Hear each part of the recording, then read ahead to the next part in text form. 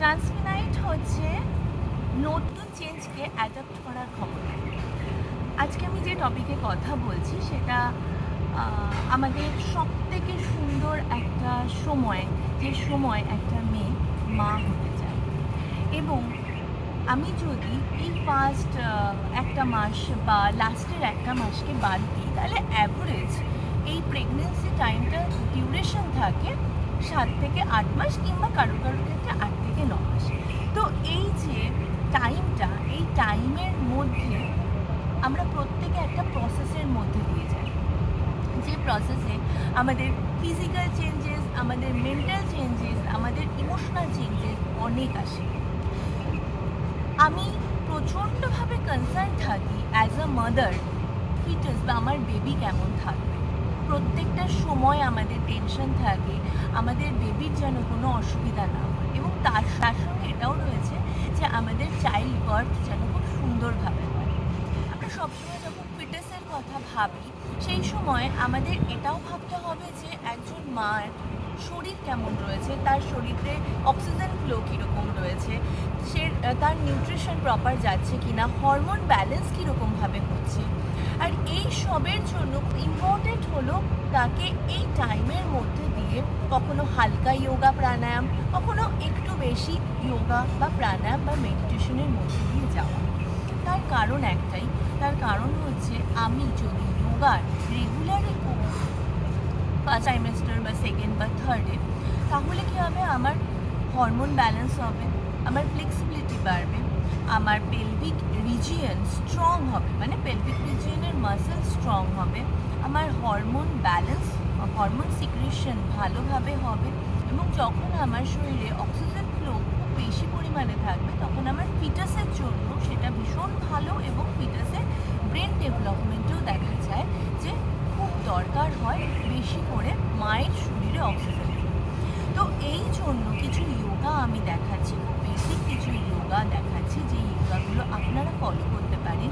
এর সঙ্গে, এটা যেহেতু একটা প্রসেস, এর সঙ্গে আরও কিছু জিনিস রয়েছে যেটা আপনার বেবিকে এবং আপনাকে ভালো থাকতে হেল্প করবে। সেটা হচ্ছে আপনি বাড়িতে সেই সময় যে কোনো রকম মন্ত্র চালাতে পারেন, যে কোনো মিউজিক যেটা আপনাকে হিল করছে, এই ধরনের মিউজিক চালাতে পারেন। সাউন্ড হিলিং নিতে পারেন, সাউন্ড হিলিং ভীষণ ভালো। এয়ার বাথ নিতে পারেন, সাউন্ড বাথ নিতে পারেন, যেগুলো আপনাকে এবং আপনার বেবিকে সুস্থ রাখবে এবং আপনার চাইল্ড বার্থ অনেক ইজি হয়ে যাবে। আমাদের কি হয়, যখন মা ভালো থাকে, মায়ের অ্যাংজাইটি, স্ট্রেস এগুলো কম থাকে, তখন কিন্তু আমার বেবিও ভালো থাকে।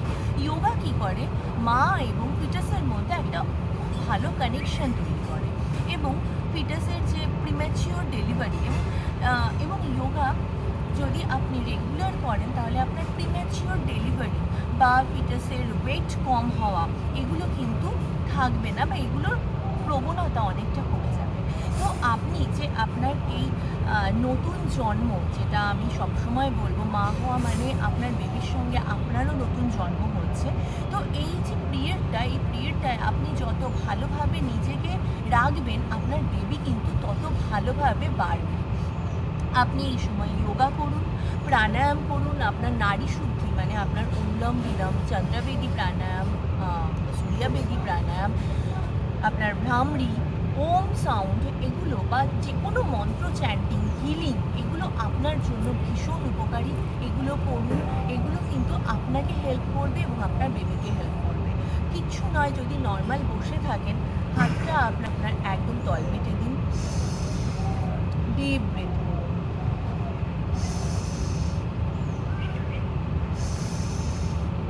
এবং আপনি এটা ভিজুয়ালাইজ করুন যে আপনার বেবিও কিন্তু আপনার আপনার সঙ্গে সঙ্গে তার শরীরেও কিন্তু প্রচুর পরিমাণে অক্সিজেন ফ্লো হচ্ছে। হালকা স্ট্রেচ করুন, ইনহেল এক্সহেল, ইনহেল এক্সহেল। প্রত্যেকটা সময় আপনার বেবির কথা চিন্তা করুন, এবং আপনার বেবির ভালো লাগছে, আপনারও ভালো লাগছে।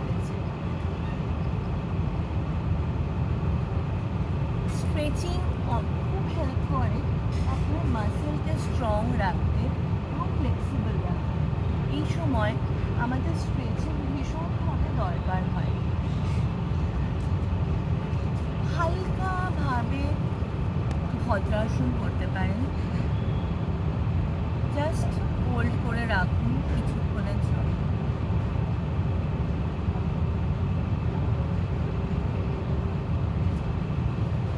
দাঁড়িয়ে এবং শুয়ে অনেকগুলো আসনও রয়েছে, আমি এখন কয়েকটা এক্সাম্পল দিচ্ছি। কিন্তু আমি অবশ্যই এটার সঙ্গে আরেকটা কথাও বলবো, অনেকের এই প্রেগনেন্সি পিরিয়ডে কিছু কমপ্লিকেশন থাকে, তো আপনারা অবশ্যই একবার ডক্টরের সঙ্গে কথা বলে নেবেন। যদি কারোর কমপ্লিকেশন থাকে তাহলে ডক্টর বলে দেবে যে প্রিন্যাটাল যোগা করা যাবে কি করা যাবে না। যদি করা যায় তাহলে ডেফিনেটলি এই যোগা পশ্চারগুলো করুন, তার সঙ্গে ভালো থাকুন, নিউট্রিশন নিন, জল খান এবং অনেকটা নিজেকে সময় দিন, নিজেকে হিল করুন, হাসুন, নিজেকে রিল্যাক্স করুন, বেবি রিল্যাক্স থাকবে। আর যদি কিছু দরকার হয় ডেফিনেটলি আমাকে ডিএম করুন, আমি আপনাদেরকে